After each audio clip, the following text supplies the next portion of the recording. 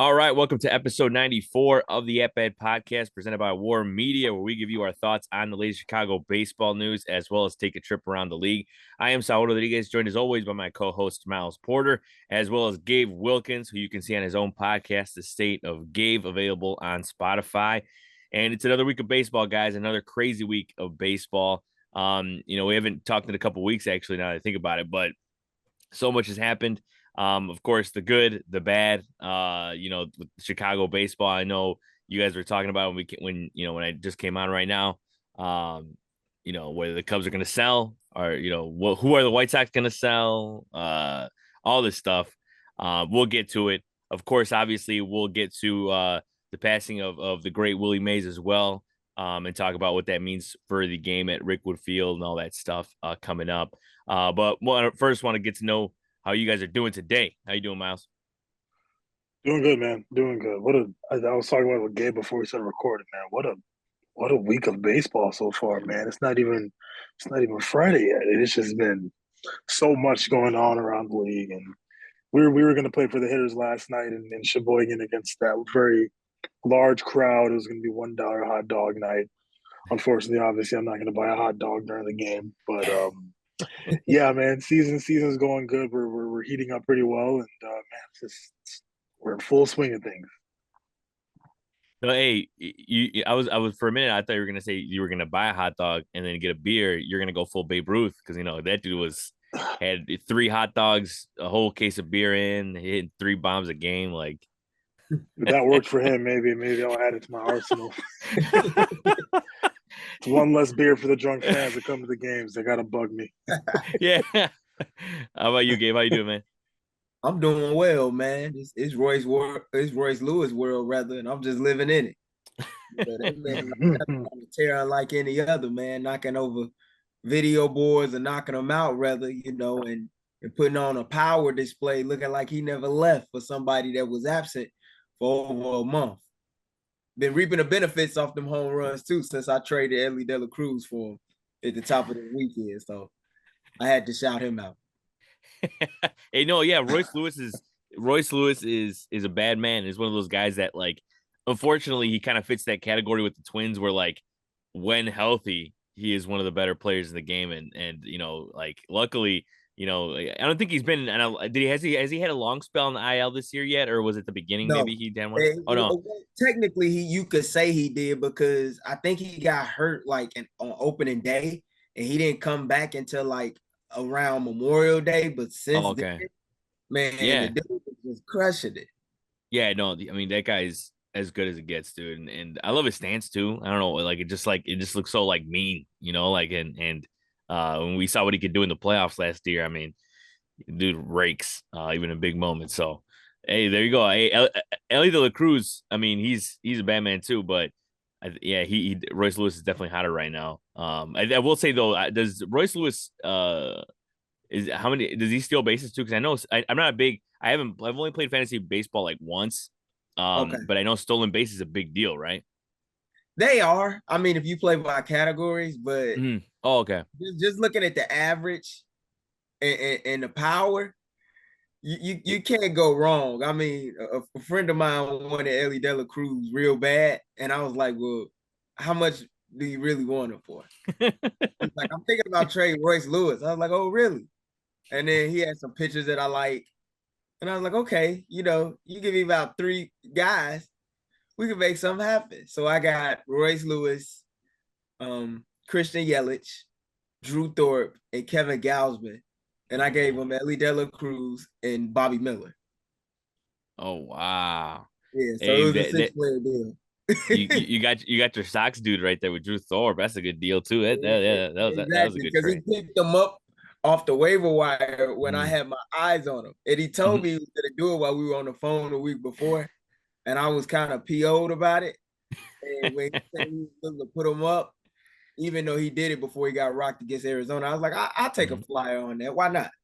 Yeah, why not? I Cole think, coming yeah. back. Then I got Chris Sale from him in a previous trade. Made the rest of the league, but my team is thanking me for it. Hey, no, yeah, you're making some smart deals there, Gabe. Man, I know it's like I said, I've only played it once, and in a whole full season. Because I played in the 60 game season, and it was a little like it was a little easier to focus on. But a full season, I might have to go back to a 1 year because I know you asked me before this season, but I'm like, I don't know. We'll see what happens because I know I could do it, but it's one of those things that's like committing to it and like Well, we'll see. our season ends in like September, right when Yeah. football season starts, because Mhm. that's usually around the time where a lot of teams that aren't in contention start sitting their guys. Ah, So okay, that's that's smart. when the season is. Like the playoff starts at the 1st of August. So we got like 5 more weeks left. Ah, okay. Yeah, we're pulling for you, Gabe. Then hopefully you get that. Do you mind telling us what the cash prize is? I wish we played for money. Ah, no cash prize. You would think we play for money with the reaction that the trade got from the rest of the league when they saw it went down. Hey, I get you. Hey, I mean, hey, at the end of the day, it's all fun and games, anyways. Right, for sure. But hey, you talking about Drew Thorpe? So we'll start with the White Sox this time around. I think that's a good place to start because regardless of the record, they're 20-45 as we sit here on June 20th. But man, I think honestly, this might be the most fun time to watch the White Sox all year. Like they have a rotation. It's looking great with Crochet, Fetty, and Thorpe and Cannon. Um, and say what you want about like, oh, they're gonna, the Fetty for sure, I think is gonna be gone. Crochet obviously still up in the air, but like, say what you want about, who's gonna be gone, who's not gonna be here. Like, you're watching Sox baseball right now. You're watching a solid ass rotation with Crochet, Fetty, Thorpe, and Cannon because it's just talented arms. And I mean, as we saw with Cannon having a gem a couple days ago. As you mentioned, Thorpe got rocked the second game, but like nothing to worry about there. It's kind of I feel like it's more of a learning experience than anything. But he had a great debut. But Gabe, how do you feel so far from what you've seen from the Sox rotation at the moment? Because the rotation has never been the problem. I feel like even when the team has been doing, when the team was in that big losing streak, even then it wasn't really the starting pitching. But now that you have like talented guys in there, young guys from the future like Thorpe and Cannon, how do you feel about this rotation as it is right now on June 20th? Well, it's interesting from the standpoint of you have two young starters in the rotation. You could technically say three with Garrett Crochet, with him being a first year starter who is set to turn 25 years of age this upcoming Friday. So you have three out of your five starters that are relatively young, and Eric Fetty, a guy that's in his late 20s and having a career renaissance type of year here in Chicago that's likely going to place him on a contender by the end of the trade deadline. What I like about it is you have a trio, if not four pitchers that have a variety of different things within their pitch mix that they offer. You got Garrett Crochet, who's a flamethrower, and on the other hand, you have Drew Thorpe, a guy that has an elite changeup, and when he's on, he knows how to pinpoint it in various places of the strike zone. And a lot of hitters are deceived by it because the way in which it comes out of his arm slot, it appears to be a fastball. So when he has that going, that's nice. And he's a guy that is not seeking to beat you with max velo. And I heard a lot of White Sox fans complaining when he got rocked against Arizona, saying, well, he may need to add another pitch, or his velo on his fastball only is around 90 to 93. That's not going to cut it at this level. The man led the minor leagues in strikeouts despite not throwing with a ton of heat. So the way I see it, that's part of the learning experience. I can remember when Dylan Cease came up, he got rocked, his first few starts or whatever. That happens. I think he just got behind the count on some hitters, which led to him walking a lot of guys and then having to throw a fastball, get me over pitch, which didn't work out well in the end. So when I look at what they're doing, I like it. Jonathan Cannon has been fantastic. We're talking about a guy that has several different pitches, and I don't see him as a high in rotation starter, but he's definitely a guy that could work as a 4 or 5 option. And if he continues to pitch like this, that's going to be very nice. But I'm more so intrigued by the arms that have yet to come and that could easily be knocking on the door come, all-star break or post all-star break. And that's Kai Busch, in Birmingham right now with an ERA under 2. and continues to be getting better by the start. And you look at that Angels trade from a season ago, in which they gave up Reynaldo Lopez and Lucas Giolito to get Kyle Busch, who's one of the top guys in ERA in the Southern League, and Edgar Carroll, who just had a 5-for-5 game the other night against Montgomery in Double-A. I think the future is bright. So I think they're going on an upward trajectory, but I think the best is yet to come, because once the trades are made, you're going to see some new arms come in. And I think Nick Nastrini will get another chance as well to prove whether or not he can fit into the rotation, not only through the rest of the 2024 season, but going into 2025. Yeah, no, and that's the thing too. When you mentioned Drew Thorpe and what people were saying after, like, it's one bad start. Not every start is going to be like his debut, where he was looking great both on the mound and off the mound, making that defensive play that in the fifth inning. Like, it's definitely one of those things where also, like, even Crochet, when he was struggling, I know there were some Sox fans that were like, "Oh man, like I don't know if this is gonna work out, like he's got to go back to the bullpen," like some, had some takes like that. And it's like, his stuff. The thing is, you have to look at, and you have to look at their stuff. And I feel like if you look at how great it looks, even when they're doing badly, poorly, then like, I don't think there's anything to worry about. Even Crochet's stuff looked good, even when he was struggling. It's weird to say, but I feel like for us that watch baseball or played baseball, for example, like I feel like you just look at it and you're just like, you see it. But Miles, what have you thought about this Sox team? Because as you said it, this whole year, like you just want something positive with this team. It hasn't been much there, but now that Luis Robert's back, hitting home runs, Andrew Vaughn's looking better now. How do you feel about this Sox team right now? And what have you thought about the young arms like Thorpe and Cannon, and even Crochet as well? I think it's good. I think it's really good, just in terms of they have a lot of pieces that they can work with in terms of building around these arms, or maybe even dealing some of them. I think it's good to keep a lot of these young arms and build around them.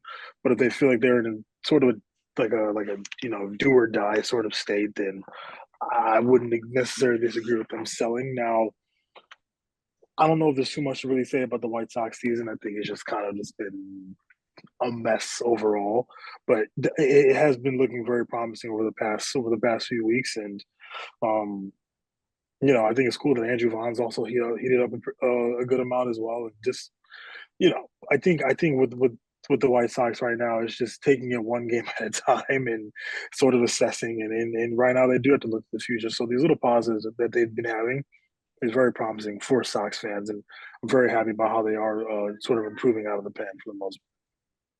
Yeah, and even like I was just gonna say that on the post game for NBC Sports, Frank Thomas is always optimistic. He's like, "There's 80 games left. There's 80 games left in the season." Like, and it's not to say anything like I'm not gonna sit here and say like, "Hey, have optimism that they'll end up in the wild card." But it's baseball at the end of the day. Like, you can't just give up. Really, is it's because some fans obviously want to call it in. And I know Gabe, we've talked about it, of course, like the opposition of like Crochet or the Robert trade. So it's completely understandable at this case. I mean, at the end of the day, you just got to go out there and see how things roll out. But what were we gonna say? Yeah, find a way to compete. Yeah, you have to see how things roll out, and you have to use this season as a developmental season.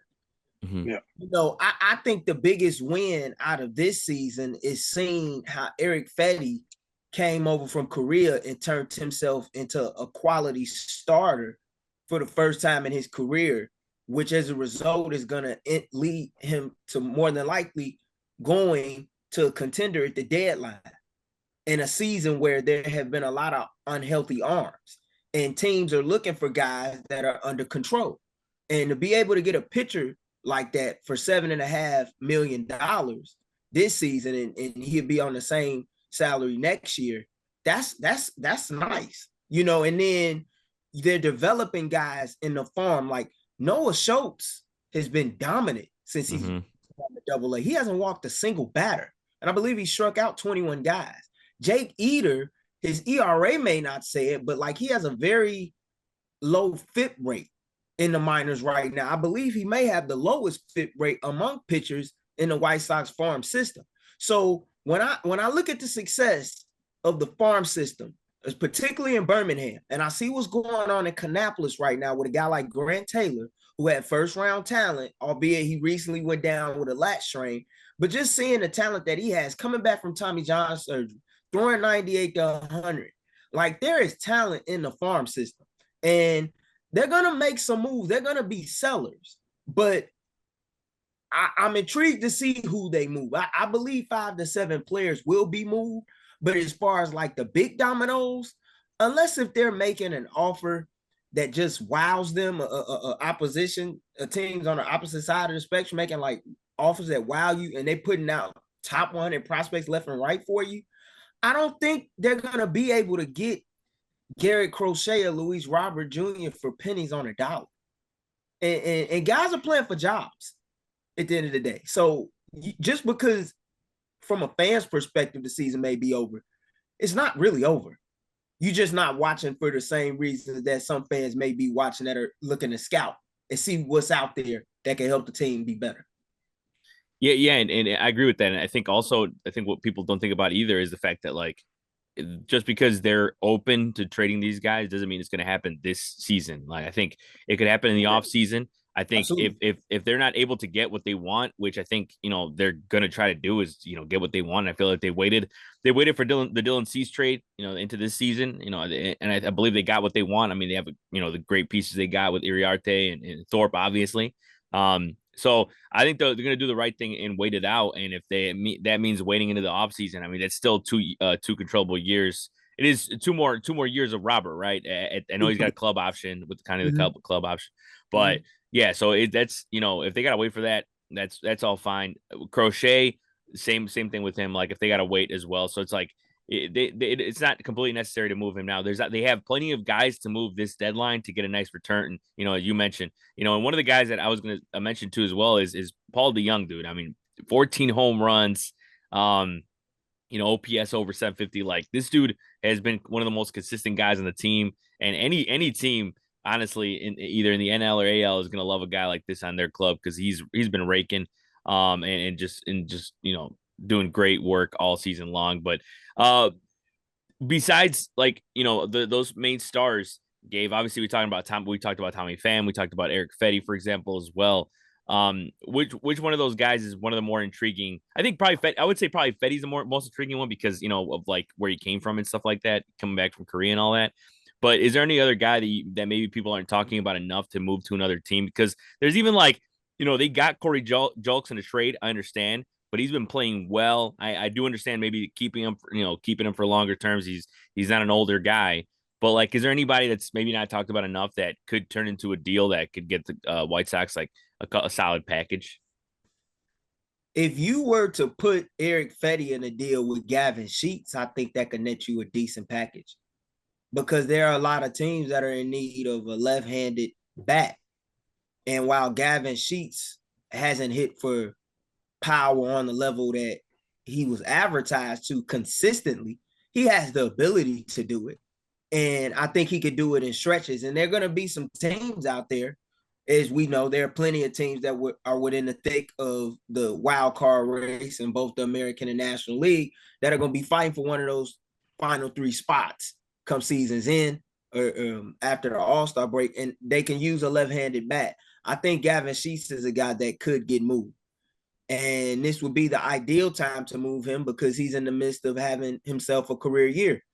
And for a guy that had no promise of a roster spot or guarantee that his roster spot would be there, he showed up and shown out rather well in the midst of injuries to the likes of Eloy Jimenez and also Tommy Pham when he was out for a given stretch. So I think Gavin Sheets is a guy that could easily be on the market. Paul DeYoung, you bring him up. He's a 3-outcome hitter to me, but when he's hitting for power, it could benefit teams, and teams need that. There are some teams that need middle infield depth, and he can supply that.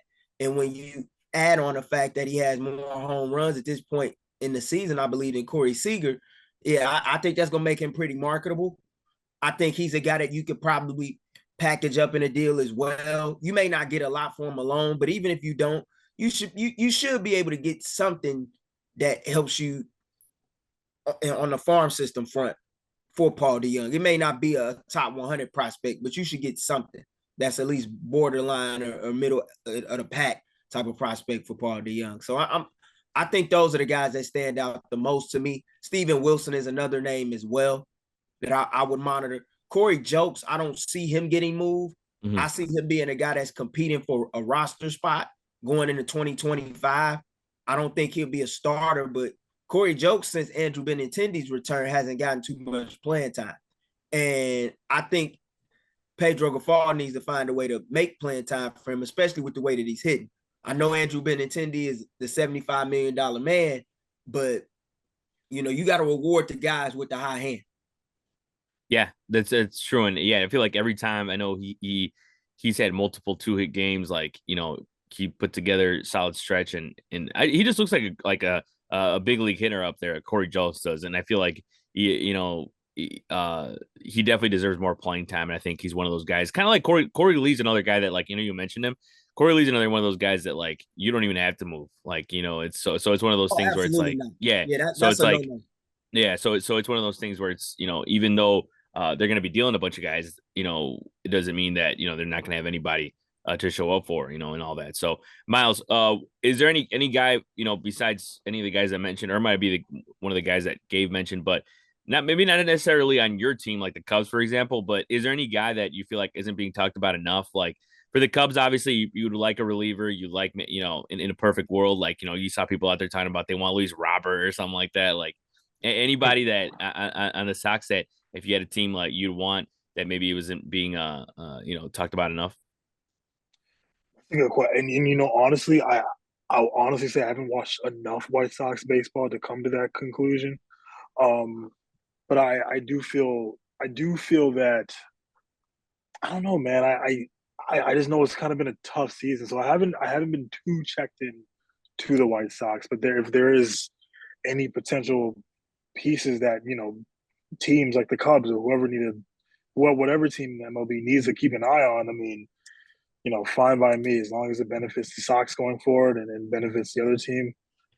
Obviously, I care about the Sox more than that, but can't say I have someone that comes to mind. No, yeah, and I think, I mean, we talked about it plenty. That's why, like, it's like I feel like we've been talking about like players getting dealt like the last 2 months. I feel like with the White Sox, even so. But yeah, and like I think also just like the amount of guys that even Gabe has talked about with certain trades that are going to happen. I feel like either way they're going to get solid returns with whatever they do. And I think that's the part that I feel like isn't talked about enough with Chris Getz and the front office, is like, sure, people like, there's certain things that they didn't like, certain moves they've made don't like, but the returns of the trades I feel like have been pretty respectable for the most part, to the point where like I don't see that much of a bad thing, right, Gabe? Yeah, and I want to say this too. I want to give Chris Getz credit for not committing to a timeline specifically when he was asked, how long do you plan to take in regards to building a winner here in Chicago? Because I don't think the average fan understands that the White Sox are moving to a new network next season. And with that is a possibility that new money could come about, depending on how lucrative it is. And if so, it can lead to them potentially spending more money on a free agency market. If not, then I think that kind of indicates or lets you know that this might take a little bit longer than what fans may want. So I appreciate the fact that he didn't commit to a timeline, because when you do that as an executive, your fans hold you to that, and you oftentimes could end up writing a check that you can't cash. So I respect that factor of it. I do believe that they will get some good players back in these deals, even if they don't trade the two head honchos that everybody in America wants them to trade. And we know that a lot of this is all about building up hoopla and speculation amongst the fan base. It makes for great conversation and chatter. And this is why you don't ever want to be in this position every single season. But yeah, I expect them to get some good returns. It's just a matter of, will those returns pan out in the show? And you have to know as a fan that no matter how great your farm system is or how stacked up it is, everybody is not going to pan out here. Some guys aren't going to be stars. Some guys are going to be utility players. Some guys may be working alongside of you within the next 3 to 5 years. You just don't know. Yeah, and you're right. And I think that's also one of those things where, like, we talk about prospects and we talk about who the Cubs want to trade, their farm system or whatever. And it's like, some of those guys aren't going to work out. So what's the point of holding on, to some of those guys? It's like, ultimately, you got to make a decision, especially when you're trying to win, of who you're going to, trade and all that. And we'll get to that in a sec. But, well, I was going to ask you. Come in with Jed, but yeah. I definitely want to talk about them. Yeah, we'll definitely talk about that. They're pissing me off right now. I know you're not alone. I know you're not alone. Yeah. And the last thing I was gonna say, it's kind of the whole Duke Ellis thing is a little strange. DFAing Duke Ellis, and I get it. It's one of those things where, like, they haven't, no one's picked him up yet. He's probably gonna come back to the Sox, but it's a little strange. And I feel like it's one of those things where, like, I don't know what you thought at first when you first saw it, Gabe, but, like, I was like, if they're gonna get him back, is it one of those things where, like, GMs are just hitting him up, be like, hey, can you do me a favor and not pick up Duke Ellis? We just want him back on the team. Like, you know what I mean? How does that work? You know what I mean? It's like, I don't think he's gonna gain enough interest, to be honest with you, on the market to get picked up. And if he does, he's only getting picked up for one reason: to be a Billy Hamilton-like figure in a clubhouse where you utilize him as a defensive replacement, if not a pinch runner, when you need an insurance run or whatever, or you just want to make something happen on the base paths because your team is down one and you need to run to tie the game late, whether it's in between like the 7th through 9th inning. I didn't see an issue with him being DFA. I just found it to be the fact, like, Duke was unfortunately a roster casualty. That's what he was. Like, you got to make room for all these pitchers.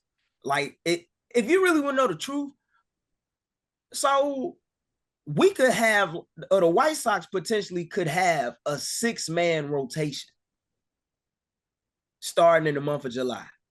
Because Garrett Crochet is he's gonna be on an innings limit.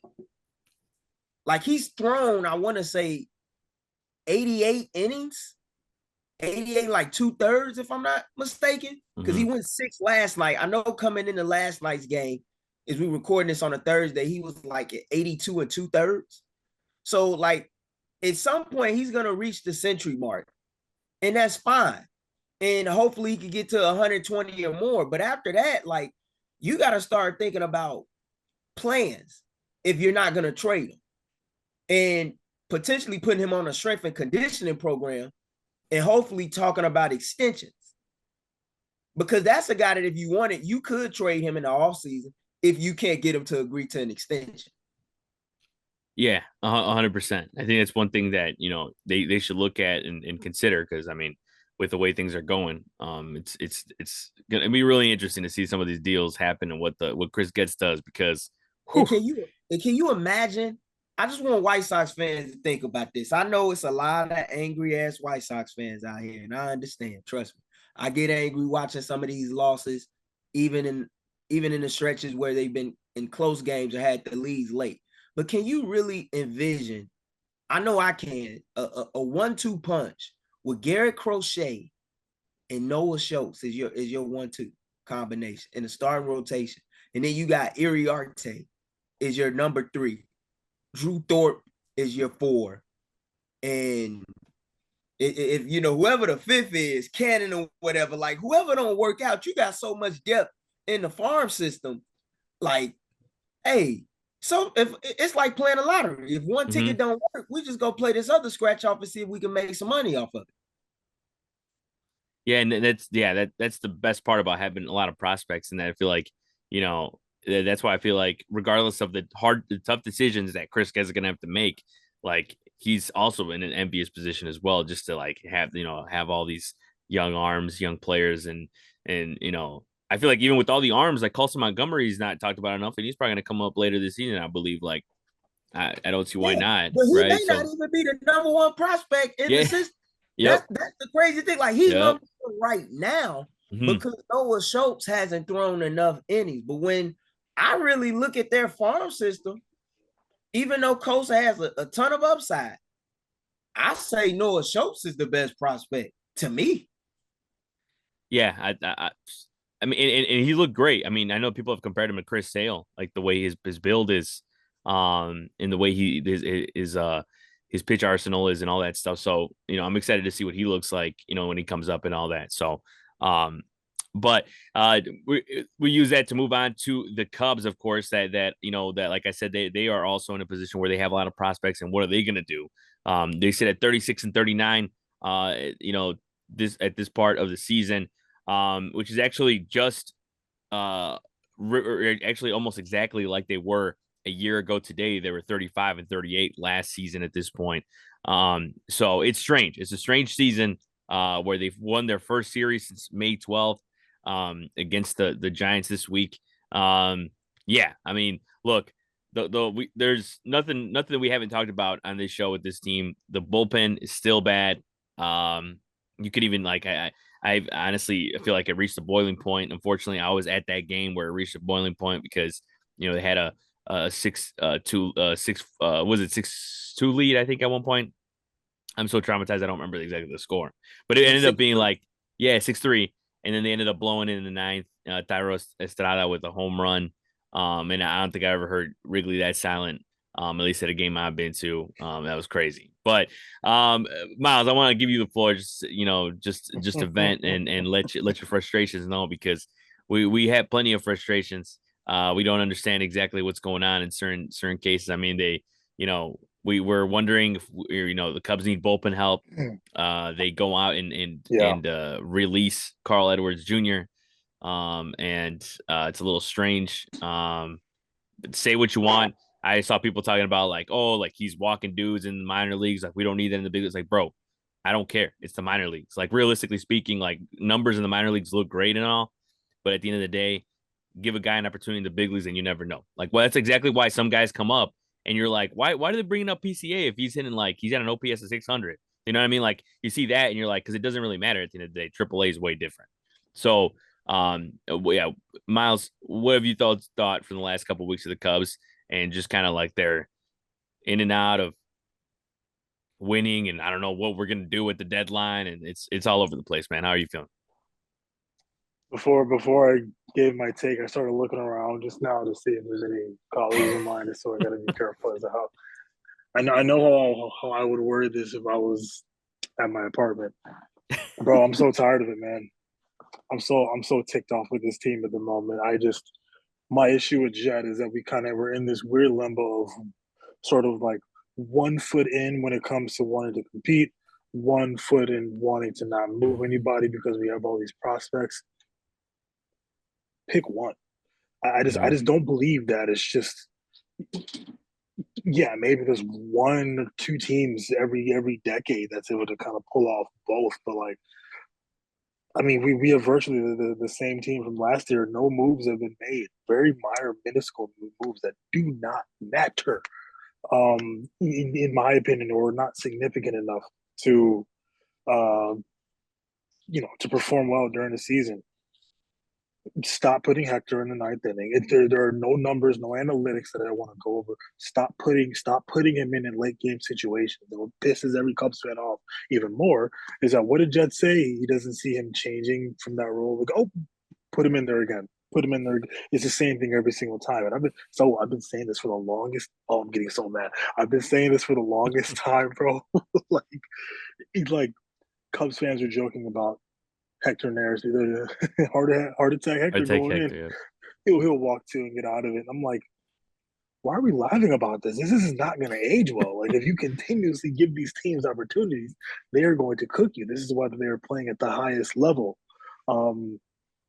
I don't know. I'm just annoyed by it, man. I'm annoyed by kind of like the lack of sense of urgency. Um, I love our farm system. I think it's great, but quite frankly, I'm sick and tired of hearing about it. If for a team that was supposed to compete this year, and um, there is another aspect where we have been dealing with some injuries. It's unfortunate with Wicks going down, and Mike Talkman having his groin injury. Staying healthy is been another issue with the Cubs this year, but that's not even something that my issue isn't exactly with the player specifically. It's just how this organization is going about trying to put. I don't know. Are they trying to put a winning product in the field? I don't know. I can't tell with this organization, and that is what's so frustrating. Wrigley's packed every single night. Where this is the time of year where everyone's going to Wrigley to watch games. 40,000 at Wrigley just to see you guys blow it in the ninth. Are you kidding me? The next day with no sense of urgency, it drives me insane. But I'm happy to see Justin Steele pitching well.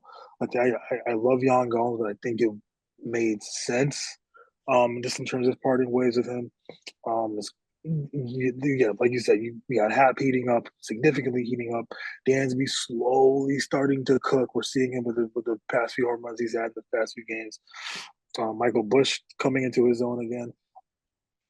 Make up your mind, make it up, because I just don't like I don't like the fact that we are a team that is built like we're within striking distance, but there's so much. We're kind of just watching them sort of just be like, okay, well, wait, we'll see if we win. If not, it'll be okay. Pick one, bro. Pick one. Put a product in the field. Spend the money. Do something. I'm just tired of it. I'm tired of hearing about it. And I like I said, I'm gonna say it again. I love our farm system, and I'm happy that these guys are gonna be coming up in the next. However, we gotta focus on this year, man. And if not, say that. Make it clear because we don't know. And that's what I'm tired of right now with the Cubs. That's what I'm so tired of with Jed Hoyer and Carter Hawkins. Pick one, bro. Yeah, it's one of those things where it's like, trust me, I'm right with you, Miles. I wish there was more of a clear picture. But I just know that like they're waiting out because they know how bad the NL is, and they're like, you know what, we're gonna wait until the very end to make a decision. Which, trust me, on our side sucks.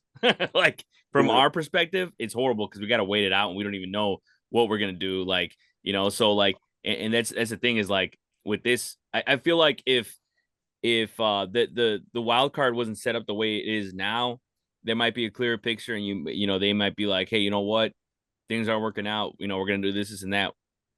But I think the way it's set up now, I think they're looking and just trying to make the decision super last minute. But yeah, it feels so half-assed. That's what yeah, ticks me off. I Why agree. I why are agree. we so hell bent on just making the wild card? What, just to get bounced Mhm. in the first round? Yeah. We're supposed to celebrate because we made it to the Mhm. wild card. You know what I mean? Like I can't stand that about the Cubs. It's just like Jed Hoyer or Carter Hawkins. Someone has to make a decision and just kind of put our foot down in terms of where we want this season to go. We have the pieces now. What do we want to do? Yeah, and I think even like during the offseason and when it happened, people talked about it being the worst thing that could have happened to baseball. And that what I'm talking about is the Diamondbacks making the World Series. Yeah, yeah, Because like GM see that and they're like, you know what, we don't actually have to try that hard. Like we just get into the wild card, anything can happen. And while that is true. From a fan perspective, it is pretty frustrating because yeah, you feel it's like you're putting together a kind of it does kind of seem like you're going all half measure. You're not going all the way in, and just to get there, yeah, just to get to that point, because that's kind of where the Cubs stand. I mean, I believe they're like a game and a half out of that third wild card spot, and it's yeah. I don't know. It's odd. It's an odd place to be. But I think this is where we're at now with new baseball. But Gabe, let me get your perspective on just how things are going with the Cubs and the frustrations that Cubs fans have in general with Jed, front office, and all that. As someone who recently witnessed a team build to try and make a run, I can relate because this kind of reminds me of where the White Sox were in 2022. The only difference was the White Sox had sniffed the playoffs a little bit in 20 and 21. They had made steps and increments, going from a wild card series to divisional round, but only had 2 playoff wins to show for it. This is a group that was expected to compete for the National League Central in an effort to try and make some noise and go on a run. I'm not going to say that they were expected to win a World Series, but they were damn sure expected to compete for the division. Well, you're half a game out of last place. You just won a series for the first time in a month, but even when you win the series, it's kind of like, I'm not a Cub fan, but I would guess that it was like a sense of relief or that you guys had to excel yesterday, especially considering the way that the game was won. Because I know when Jorge Soler hit that grand slam, you all were probably wondering, well, how we gonna blow this one this time? They got one more time, Gabe, before I Yeah, drive to the yeah. marquee building. I'm sure, because just watching a lot of like I tell Saul all the time, I don't start watching Cub games to the seventh inning because I want to see if someone on the outside looking in that has nothing riding on it or no stake in it. Well, how they gonna find a way to either win the game or lose it this time around? Because I'm used to seeing it, and when I see the bullpen, I think the bullpen is struggling from the simple standpoint of they don't really have no flamethrowers in there. Azalai is hurt. Mm-hmm. Merriweather's out. Those were your two most dependable relievers a season ago. We know what was happening with Azalai, early on in the year before he got hurt, and now he just recently suffered a setback in his rehab. So we don't know how long he may be out or whatever. And with those two guys out, you have to make a move. And I agree with you, Miles. I don't know how long you can trust Hector Neris in the role of being your closer. I don't know. You're going to have to try something different. And then when you have these injuries to guys like Ben Brown, Jordan Wicks, that hurts you too. Now, Cal Hendricks, round of applause, stepped up mightily his last few starts. A guy that I kind of wrote off and was like, you might need to DFA him. Mm-hmm. He's been a blessing in disguise as of late for the Cubs. The starter rotation is going to keep you in games more often than they don't.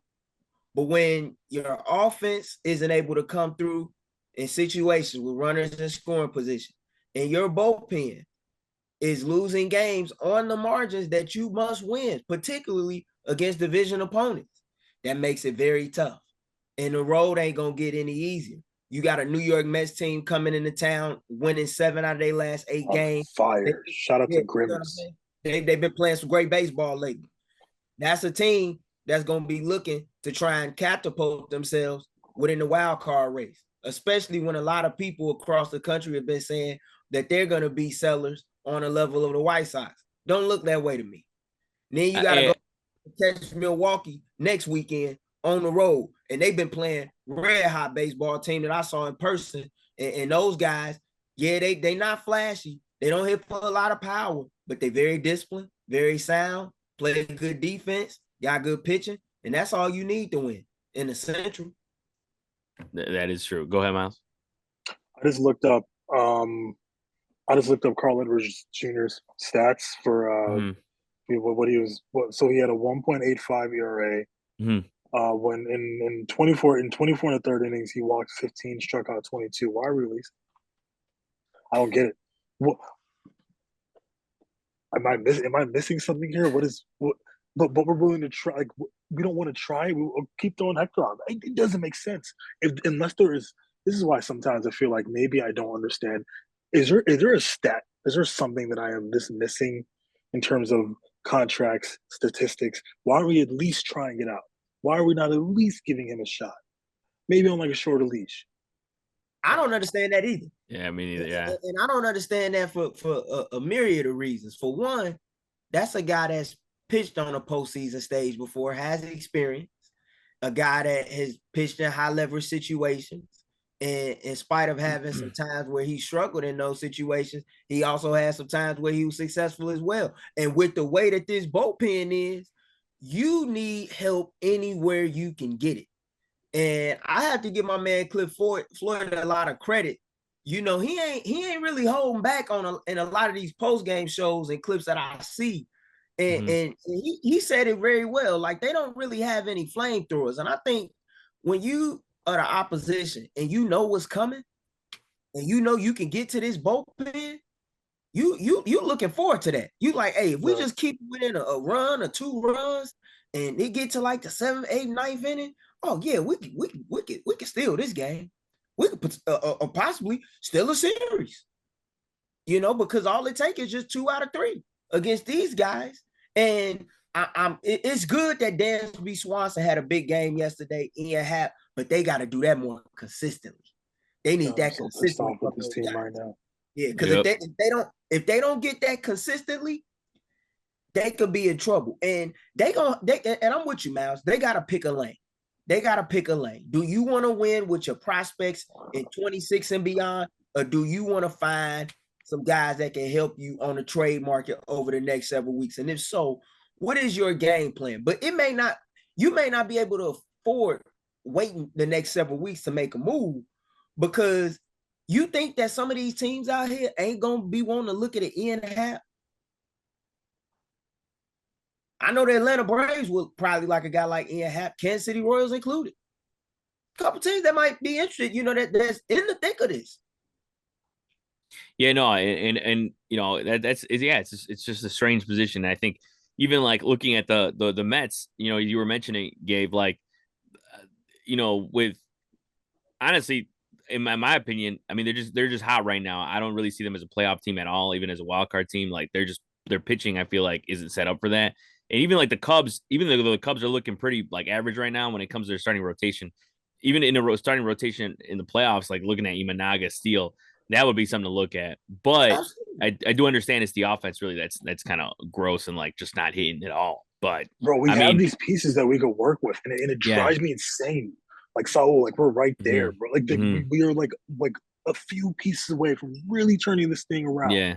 Because it's not like we're just completely out of this. Like you said, we're still even not like we have some very solid pieces. Tyone's been pitching his butt off this year. The offense is waking up a little bit, and it's just like I don't know. Do something. Yeah. I'm worked up.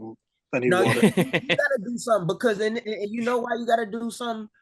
Even though you're half a game out of last place, it is so tight in the NL Central and in the National Wild Card race. You're a game out the wild card. Yep. Yeah. Despite being a few games under 500. So it's going to be a very interesting situation to monitor. But these next couple of weeks are huge. You can't continuously keep dropping series left and right. You got to stack up series wins. Like, they need to go on a run.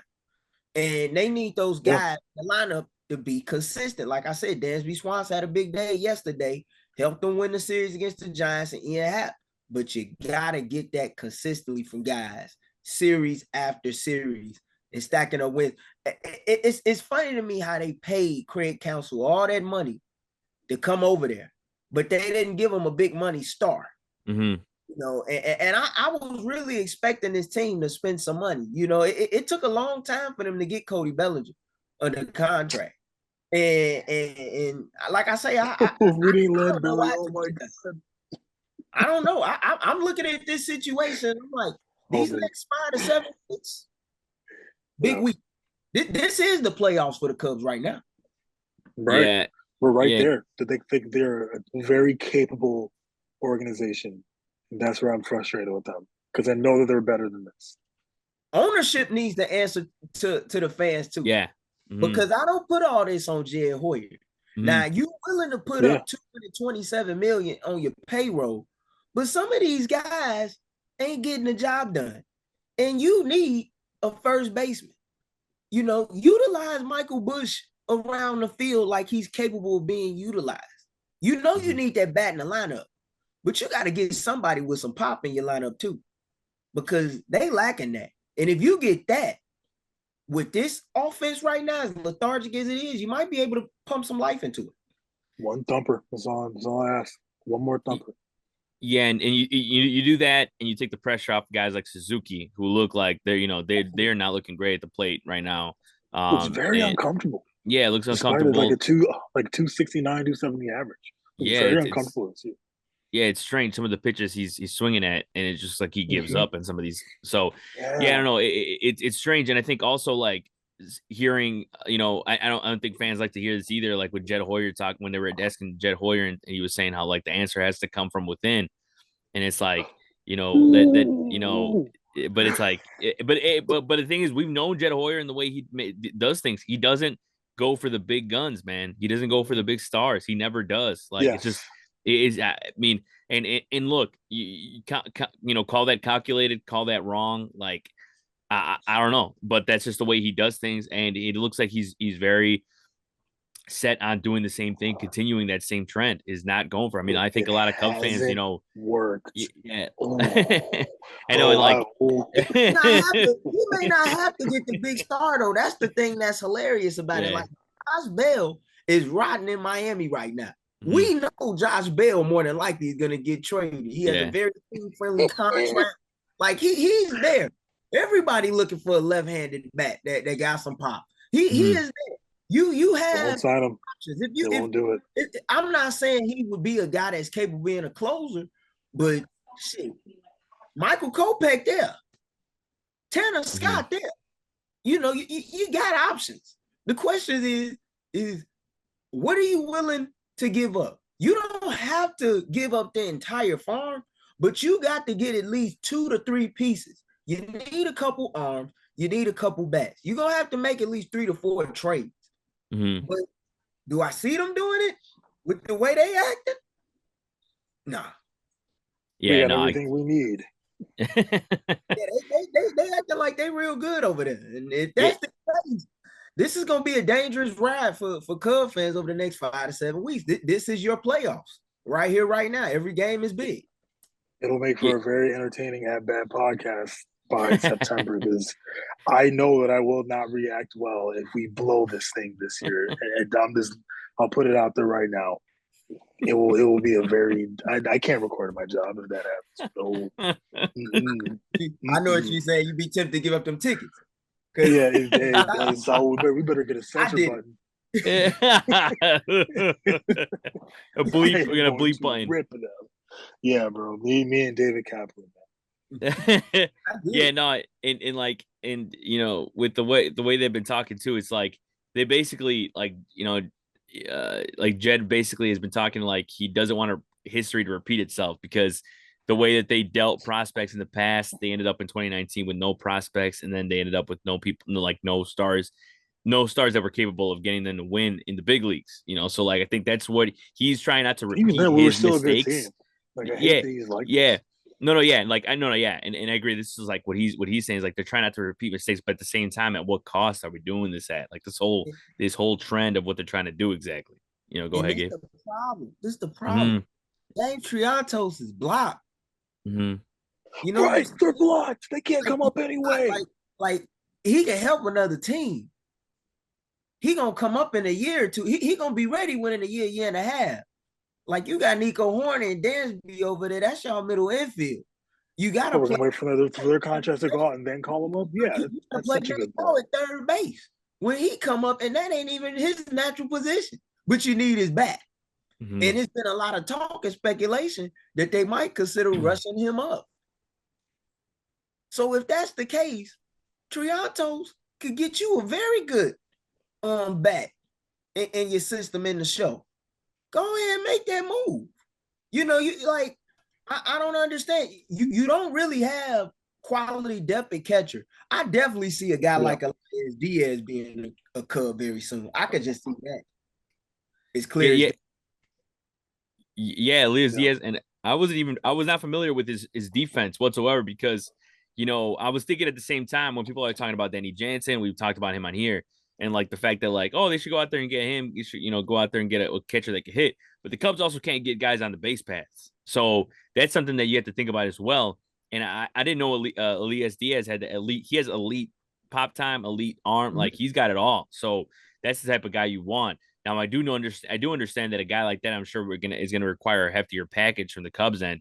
Understandably so, though. So will all the Cubs willing to do that? That's another thing, and I think that's another thing too. You know, with Ballesteros, if they're willing to, you know, bring him up, you know, if they're gonna bring him up soon, because he's raking in AAA. But I don't know, like, is it too soon? You know, we'll see. We'll see what happens. It's a part that's gonna be do something. It gets tricky if you bring Ballesteros up, because you probably gonna have to DH him because he's a liability at catcher. Yeah. For the most part. I mean, Birmingham was running on him all day long when I called him. So if he's DHing, what you gonna do with Morrell? If you call Matt Shaw up and Matt Shaw is killing it, that's when, like, you know, it's good to have those problems, but that's stuff that you got to consider if you create counsel and his coaching staff. Yeah, 100%. It's going to be a lot of decisions that are going to come up, but we'll definitely keep talking about them because it's going to be, whew, it's going to be something. But I did want to finish off with, of course, one of the bigger pieces of news around the big leagues in the last week. Of course, the passing of Willie Mays and how that was a shock to everyone, and especially during this week where they're playing the Negro League game at Rickwood Field. He actually the news was released during the MILB game at Rickwood Field. So, yeah, I mean, this is, there's really nothing you can say. I mean, it's Willie Mays. I mean, he's one of the greatest of all time, if not the greatest player of all time. People talk about the catch, people talk about, when he was playing in the same era with Mantle and how people were always talking about who's the best, center fielder and all that stuff. And, is a guy who, hit over 600 home runs. And, it's just it is as big of a legend as you can say. And like, it is one of those things where like, yeah, like even, I saw some tweets about people talking about how like, it's crazy that he was still alive at this point and just seeing how, it's a lot of these legends we talk about in baseball, they're all gone, and now Willie Mays is too. But like when he was alive and, some of the conversations he'd have with Vince Scully, I know some of those videos are going around, like, it's just legendary, and there's nothing more you could say with the guy like that. But I wanted to get you guys' thoughts as we wrap up here. Like, what have you thought about the passing of Willie Mays and kind of what it means to this game coming up on Thursday? Because today actually, because it means a lot more now. This is a stadium, Rickwood Field, where he made his debut. At 17 years old, if I remember that correctly, that they said that. So yeah, Gabe, go ahead. Sad day for the game of baseball, man. I was watching the MILB game that was going on between the Birmingham Barons and the Montgomery Biscuits, and they had the Negro League uniforms on. It was a well-played game, but it just took away my concentration from the game when I got the news, because he inspired the guys that I grew up watching. And I didn't even really realize that, like with Ken Griffey Jr., like I didn't know he wore the number 24 because of Willie Mays. And he was a 5-tool player before it was cool to deem guys a 5-tool player.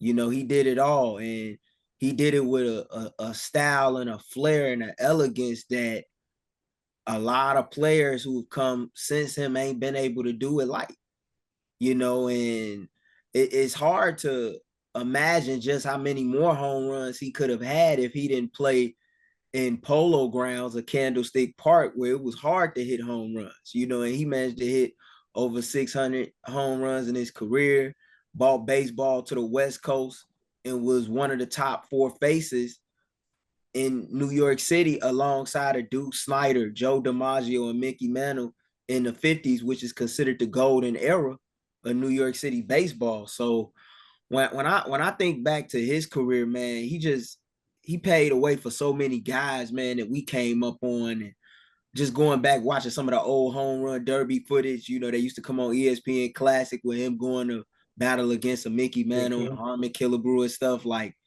it was cool to see him in his element. He gave a lot of years to the game, 23 years to the game, man, and served long after that as a mentor to countless guys. And just listening to the way Ken Griffey Jr. was speaking about him, about how he used to go to him for advice and whatnot, and how, when you got calls that you need to step your game up, that was the last call you want to get from him.